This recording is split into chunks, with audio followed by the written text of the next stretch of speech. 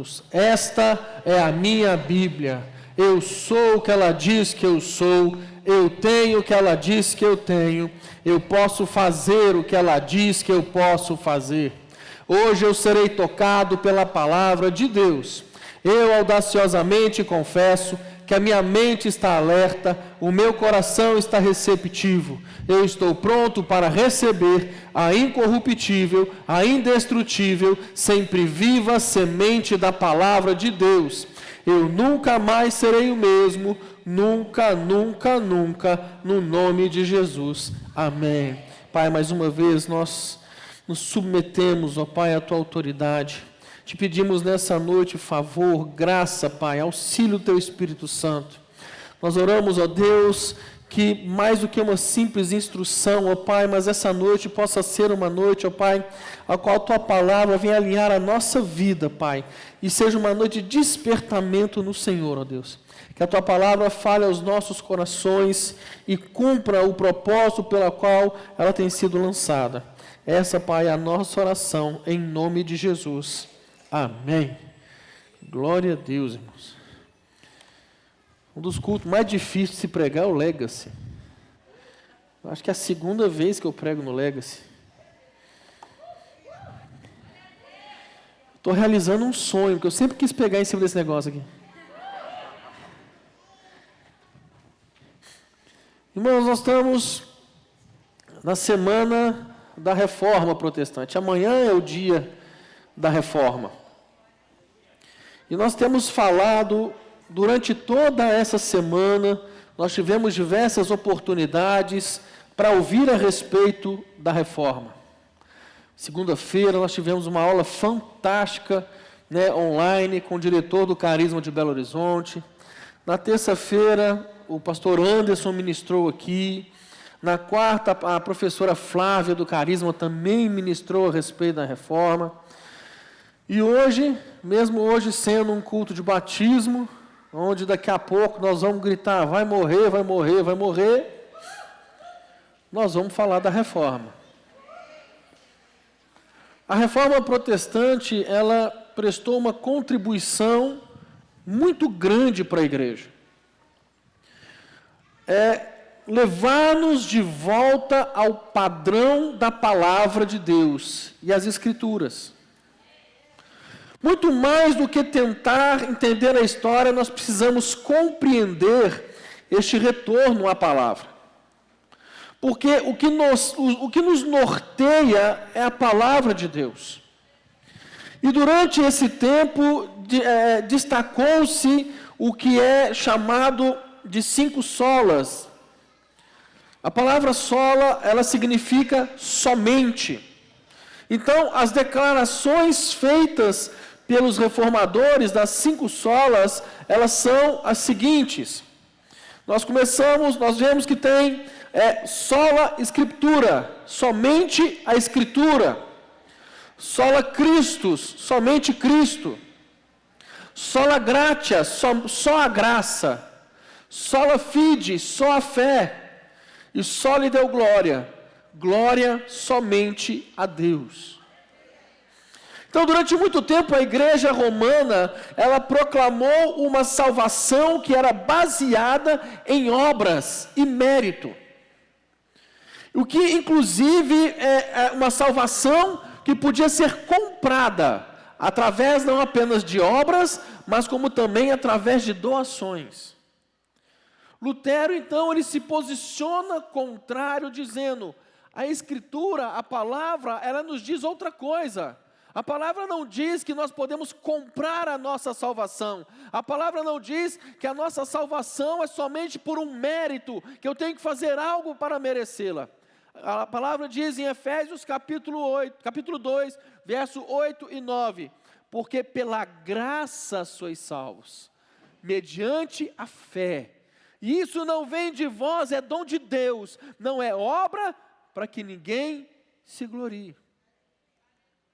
Esse posicionamento, ele foi muito claro e contundente. Obviamente que a intenção dele não era negar o que Tiago fala, o que Tiago diz a respeito de uma fé que também é expressa por obras. Nós não estamos dizendo que as obras não são parte da vida cristã. Elas são parte da vida cristã e nós vivemos isso. Efésios capítulo 2, no verso 10, a Bíblia diz: pois somos feitura dele, criados em Cristo Jesus, para boas obras, as quais Deus de antemão preparou para que andássemos nelas. Então, a proclamação de Sola Fide, falando da salvação, não nega a importância das obras, mas estabelece uma distinção muito clara, que nós precisamos entender. Essa declaração de Sola Fide, nós estamos dizendo que nós não somos salvos pelas obras, mas nós fomos salvos para as obras. Não são as obras que nos dão a salvação, mas a salvação mediante a fé produz em nós o desejo de produzir obras. Isso coloca as obras como parte da vida cristã, mas não como aquilo que vai nos levar a experimentar a salvação. Outra sola levantada pelos reformadores foi sola escritura, ou somente as escrituras. É o destaque que somente a palavra de Deus, meu irmão, só a palavra de Deus é a única regra de fé. Só a palavra de Deus é a única regra de conduta. O que ela é interpretada por si mesma, independente de qualquer fonte externa, até mesmo a tradição oral. Nós olhamos para a própria palavra de Deus e nós vemos isso. Por exemplo, os bereanos foram destacados como mais nobres do que os demais, porque iam conferindo as escrituras e se as coisas eram realmente daquela forma. Quando Filipe prega o evangelho para aquele etíope, ele demonstra pelas escrituras. Ele chega para ele e fala: você entende o que você lê? Como que eu vou entender se ninguém me explica? Ele vai então na palavra, ele explica a palavra de Deus, e quando ele entende a palavra de Deus, ele fala o quê?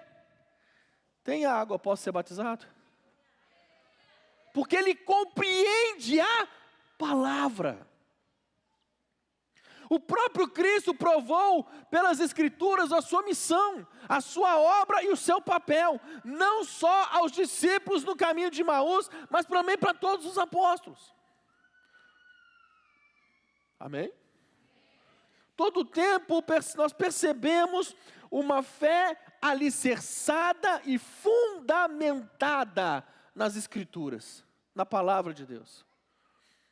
1 Coríntios capítulo 4, no verso 6, e eu, irmãos, apliquei estas coisas por semelhança, a mim e a Apolo, por amor de vós, para que em nós aprendais a não ir além do que está escrito, não vos ensoberbecendo a favor de um contra o outro. Não ir além do que está escrito. Portanto, levantar essa bandeira teve um papel fundamental, nos remetendo ao lugar aonde nós nunca deveríamos ter saído, a convicção da nossa fé, gerada e estabelecida e definida sempre pela palavra de Deus. Sempre pelas Escrituras, como única orientação, a nossa única regra de fé e de prática.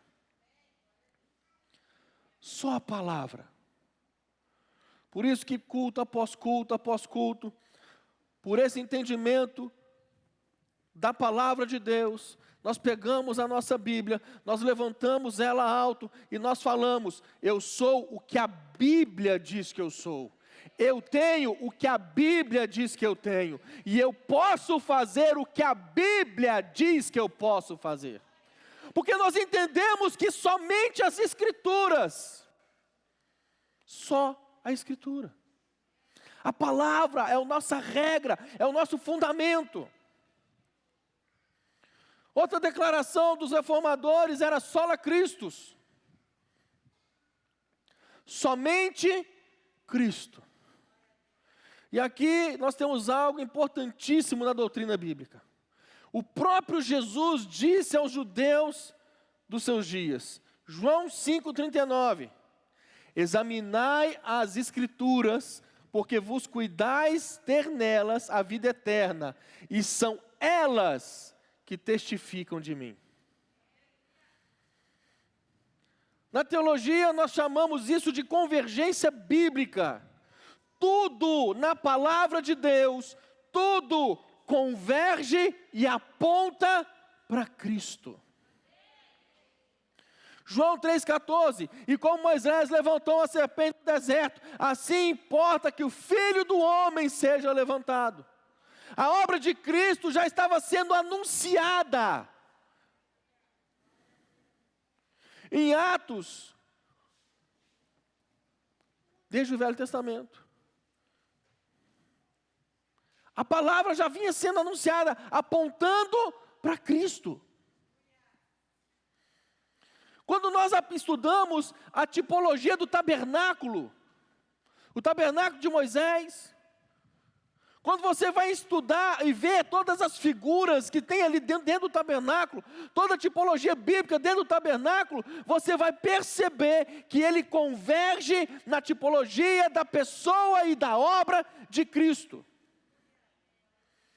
Em todas as Escrituras nós percebemos e nós vemos essa convergência, a palavra de Deus apontando o tempo inteiro para a pessoa do Senhor Jesus. Essa verdade precisa ser compreendida, juntamente com o destaque que eles mais deram nos dias das reformas.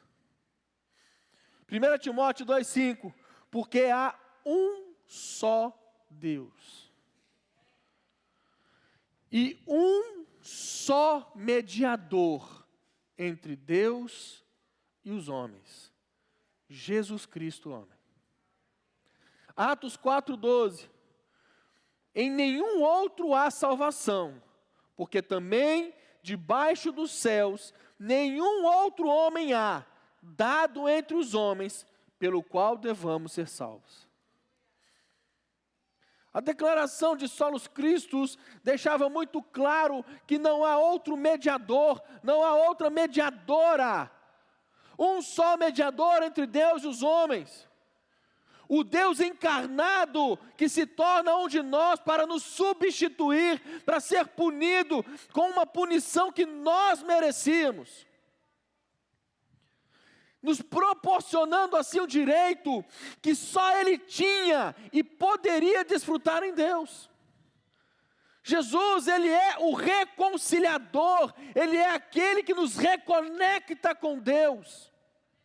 Jesus, Ele é a verdadeira religião. Lembrando que a palavra religião vem do latim religare. Ele é aquele que nos reconcilia com Deus.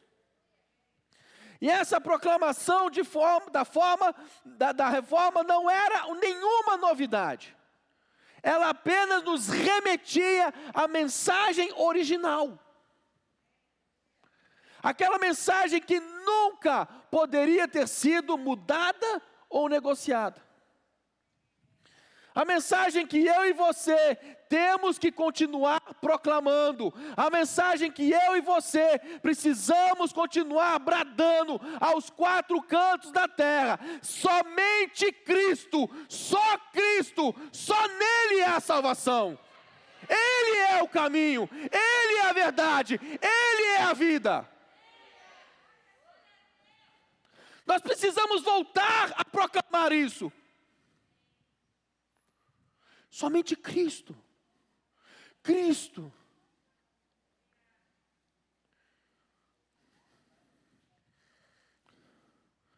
Outra sola proclamada pelos reformadores era sola gratia, só a graça. Efésios 2, 8 e 9, porque pela graça sois salvos, por meio da fé. Isso não vem de vós, é dom de Deus. Não vem das obras, para que ninguém se glorie. Aqui, além de destacar a fé como acesso à graça de Deus, definiu-se a manifestação da graça de Deus como um fator essencial indispensável. Na verdade, o único na salvação. O único. Essa graça de Deus se recebe através de um posicionamento de fé. E não há salvação fora desses termos. Então, meu irmão, se você acha que você vai ser salvo porque você é lindo, você pode ser o mais lindo do mundo, mas se você não tiver fé em Cristo Jesus, a graça não te alcança.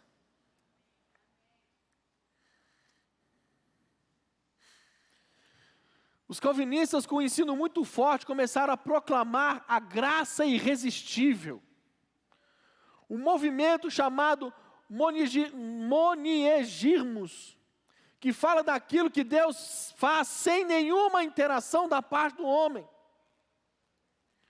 Outros grupos se levantaram, como por exemplo os arminianos, que diziam: a graça não é irresistível e não é um ato único isolado de Deus. Ela precisa ser recebida pelo homem. É necessário que haja a correspondência da parte do homem. A porta de entrada para a graça é a fé. Se o homem não crer, ele não entra na graça de Deus. E é responsabilidade do homem crer para entrar na graça. Você precisa crer.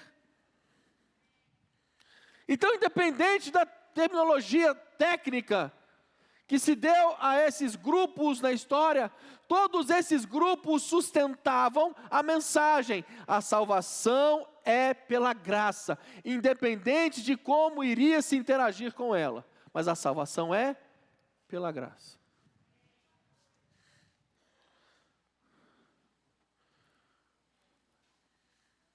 E a última sola, só lhe deu glória. Glória somente a Deus. Os reformadores acreditavam que nem mesmo os santos, já canonizados pela Igreja Católica, nem mesmo os papas e as demais expressões da hierarquia eclesiástica mereciam a glória que era dada a eles. Na verdade, os reformadores reconheciam a importância de se dar a devida honra a pessoas de destaque. Eles reconheciam isso. Mas eles falavam assim: você não pode colocar esta pessoa que merece honra por causa da posição de destaque, você não pode colocá-la num patamar de que ela receba glória. Quando nós olhamos para a palavra de Deus, desde o início percebemos que essa sempre foi a atitude e a conduta dos apóstolos. Em Atos capítulo 10, verso 25 e 26, a Bíblia diz: e aconteceu que, entrando Pedro, saiu Cornélio a recebê-lo, e prostrou-se aos seus pés e o adorou. Aqui nós estamos vendo, em Atos capítulo 10, Cornélio, ele tem uma visão, Deus dá um direcionamento para ele, manda para ele chamar Pedro, para que Pedro vá até a sua casa anunciar o Evangelho. Pedro também tem uma visão dos animais imundos, onde ele fala assim com Deus, Deus fala com ele: coma desses animais. Ele fala: Senhor, eu não vou comer, que são animais imundos. Então Deus fala com ele: não torne imundo aquilo que eu santifiquei. Os empregados de Cornélio chegam na casa de Pedro, chamam ele para que ele vá até a casa de Cornélio. Pedro vai. Quando Pedro chega naquele lugar, Cornélio se ajoelha, se prostra e o adora. Olha a reação de Pedro. Mas Pedro o levantou dizendo: levanta-te, que eu também sou homem. Levanta, sou homem, sou como você. Eu não preciso de adoração. A glória, só a Deus. A glória, só a Deus. Só a Deus. Em Atos 14, do 8 a 18, Paulo e Barnabé operam um milagre, um paralítico é curado. A cidade queria sacrificar a eles, como se eles fossem deuses. E eles não aceitam. Eles falam para o povo: nós estamos aqui para que vocês abandonem essa idolatria e adorem ao único e verdadeiro Deus. Como que vocês querem que nós aceitemos que vocês nos glorificassem? Não, nós estamos aqui para que vocês larguem isso. Nós estamos aqui para que vocês abandonem essas práticas. Nós estamos aqui para que vocês entendam que há somente um Deus e somente a este Deus a glória. Essa sempre foi a declaração dos nossos líderes, daqueles que proclamaram a fé desde o início. Romanos 11, 36, a Bíblia fala: porque dele, e por ele, e para ele, são todas as coisas. Glória, pois, a ele, eternamente. Amém.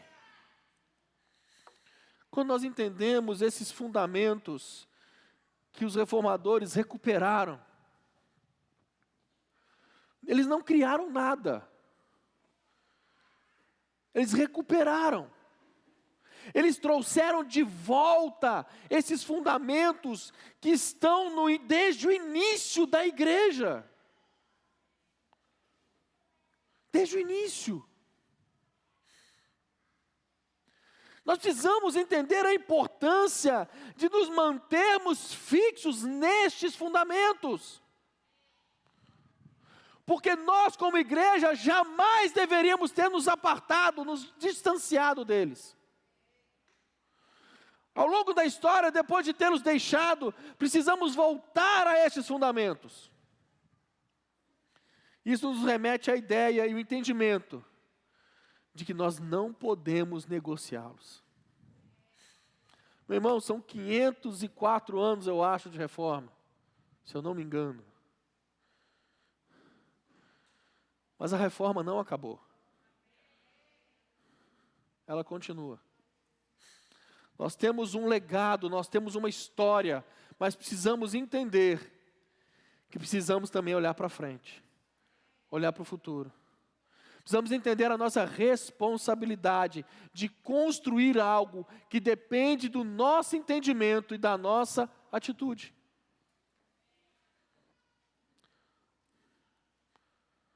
Atos capítulo 3, verso 19 e 21. E agora eu começo a pregar. A irmã da organização sofre um infarto ali, coitada. Atos 3, 19 a 21.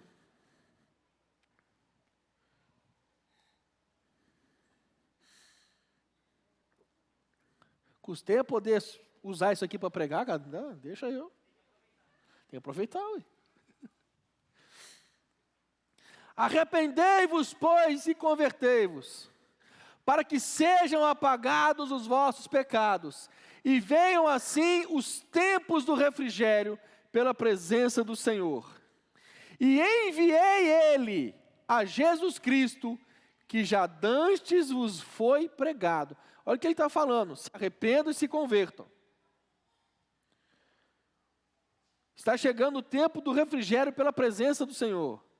Eu já enviei Jesus, ao qual nós já vínhamos falando dele há mais tempo. Olha a conversão da palavra para Cristo. Aí olha o que ele fala: o qual convém que os céus contenham. O qual convém que os céus contenham, segurem. Conter, meu irmão, é segurar, é impedir, é deixar parado ali, ó. Até, aí tem um prazo, até aos tempos da restauração de tudo, dos quais Deus falou pela boca de todos os seus santos profetas, desde o princípio. Pastor, o que é isso? A Bíblia está dizendo que os céus estão segurando Jesus. O Cristo, o Verbo que se fez carne, habitou entre os homens, morreu por mim e por você na cruz, pelos nossos pecados. Amém? E ele disse: eu vou para o Pai, vou vos preparar a morada, mas eu vou voltar. Ele vai voltar. Ele vai voltar. Mas a Bíblia está dizendo que os céus estão segurando ele.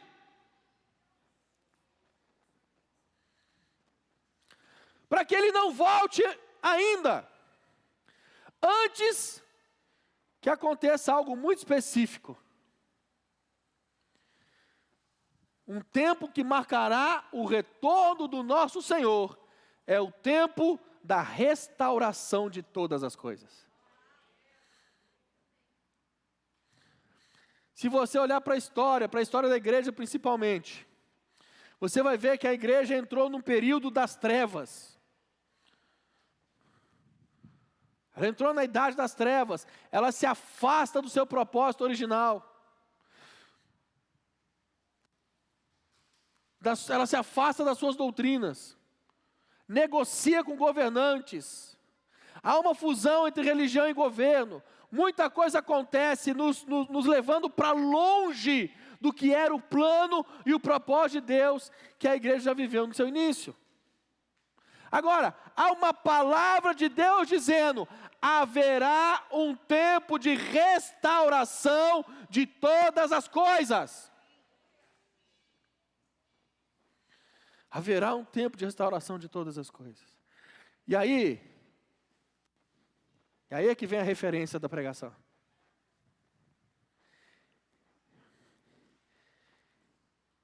E se, ao invés de andar conforme a sua vontade, você voltasse aos princípios da palavra?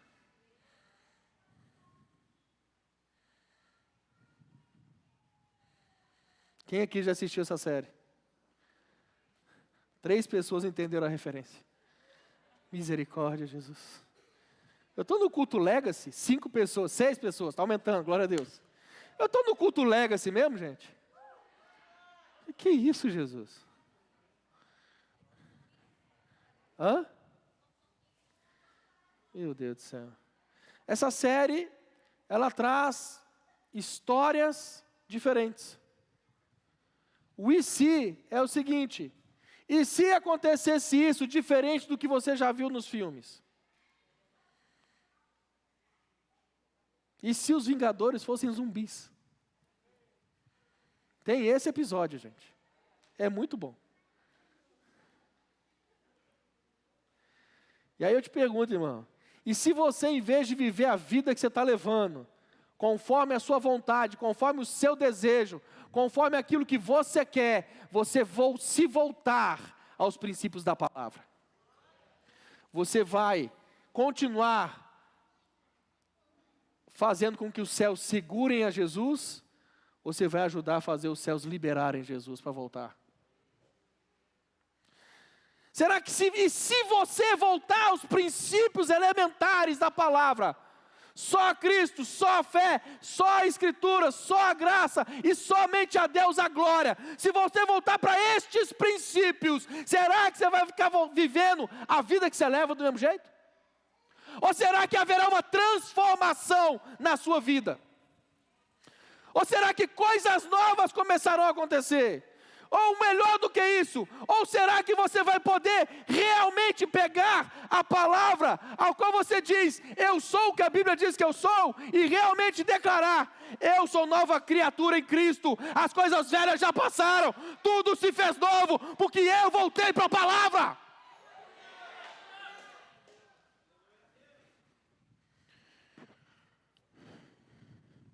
E se você voltar a essa essência do Evangelho,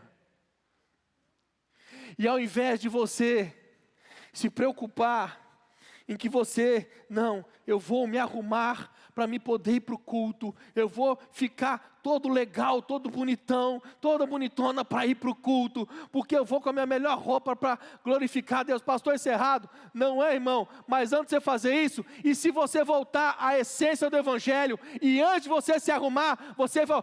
Cara, estou indo para a igreja, vão comigo? Velho, eu estou indo para a igreja, lá tem uma palavra de Deus para você, vem comigo. Cara, aqui, sabe o que eu vou fazer agora? Eu vou para a balada na igreja, ouvir a palavra de Deus e ser transformado por ela. Vem ser transformado comigo.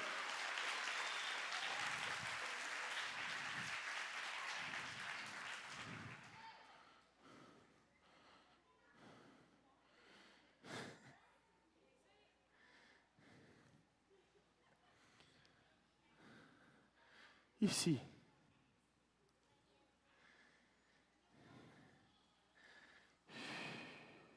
E se? Está na hora, irmão, de você tomar uma posição. Está na hora de você se posicionar.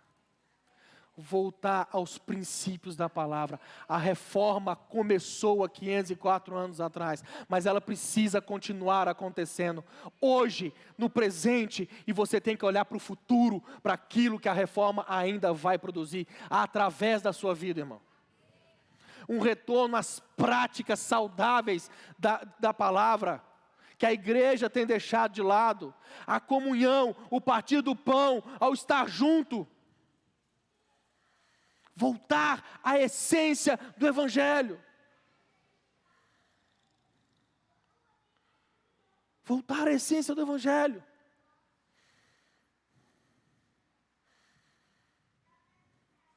Amém? Irmão, eu estou igual o escritor de Hebreus. Quem lê Bíblia já entendeu. O escritor de Hebreus, ele fala o seguinte: eu tenho muito para falar, mas eu tenho pouco tempo. Aliás, o meu tempo acabou.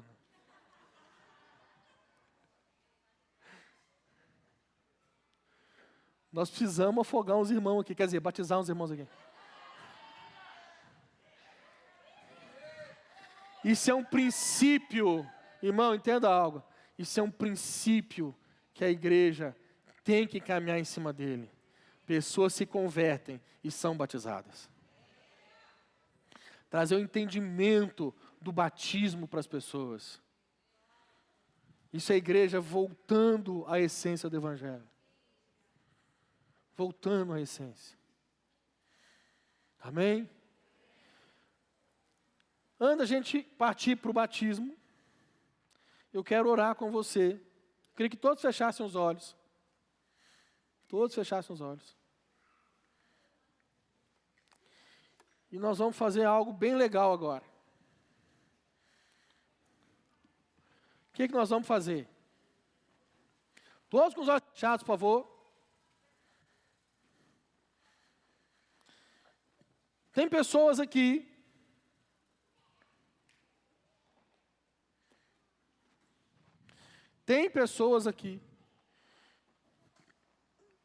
que estão afastadas de Jesus. Entenda, irmão, eu não estou usando a expressão desviadas. Eu estou falando afastado. Você está afastado de Jesus. Meu irmão, eu só preciso orar por você. Nós precisamos fazer uma oração pela sua vida. E hoje, através da palavra, você entendeu que você precisa voltar ao Evangelho. Eu só vou te pedir um favor, sem constrangimento algum. Aonde você está, só levanta bem alto sua mão, todos com os olhos fechados. E você levanta sua mão bem alto, que eu quero orar por você hoje ainda. Eu preciso orar por você. Tem uma mão levantada ali, eu preciso que um consolidador chegue ali.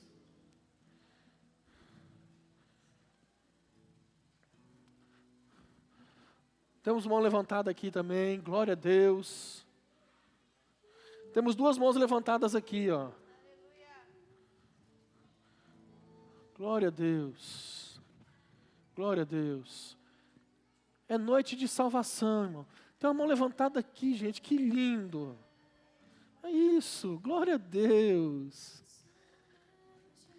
É noite de salvação. A reforma, ela traz salvação, irmão. Graça e fé. Palavra, Cristo. Eu tenho uma inquietação no meu espírito.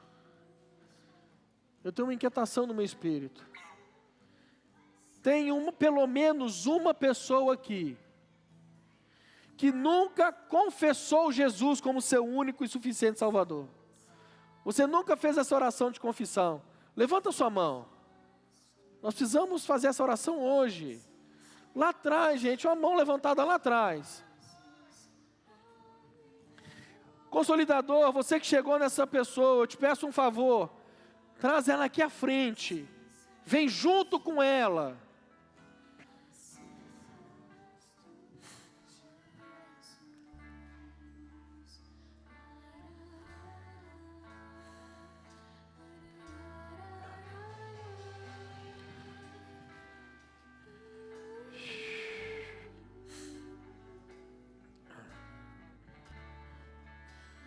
Aleluia.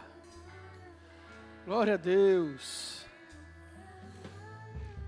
Estende as mãos para eles, igreja.